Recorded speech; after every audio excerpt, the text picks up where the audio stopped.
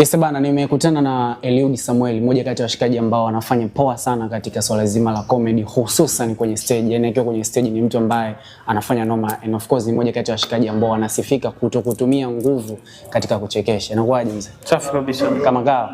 Hivi ni kweli kwamba huwa hutumii nguvu kwenye kuchekesha unavyoona wewe au watu hawajui? Kuna nguvu nyuma yake, iko nguvu ya Mungu. Kwa sababu haionekani kwa aiji kama uso.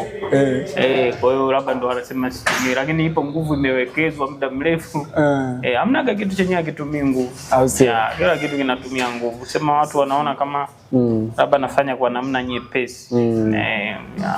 Before ujiingia kwenye stage, kama kwenye performance yote kama ambavyo tunatarajia leo kukuona ukiperform, ni kitu gani ambacho huwa unakifanya kabla? Amini lisali moja kabla ya show. Ni kucheki mazingira kwanza, kujua leo tunadili na watu gani, ni nini.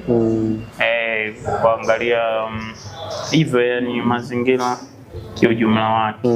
Kwamba watu waliopo hapa ni watu wa namna gani. Kwa mfano huku tuliko ni sehemu ambayo sio watu ambao wamekuwa ni mashabiki zetu wa kuja kwenye show zetu.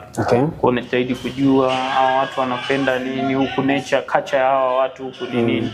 Kitu kama hicho. Kwa unatumia muda huo kujaribu kutafakari kuona itakavyokuwa. Mengine hayo Mungu anamalizia. Okay, wewe unaandika script ama wewe una freestyle? Hapana, siandiki. Una freestyle. Nipe tofauti kati ya kuperform kwenye audience ambao unajua watu nimeshakutana nao mara nyingi, kwa mfano kama ukiwa Dar unajua watu wengi wameshakuja mara nyingi kukuona, na kwenye audience mpya kama hii ambapo watu hawakuoni mara nyingi. Sasa urahisi kwenye jambo gani? Yaani kwenye kuperform wapi inakuwa ni rahisi? Sasa kule kwa mfano kama Dar ambapo ndo ofisini kwetu inakuwa ni rahisi kwa sababu sasa audience ni wateja wetu wa kila siku.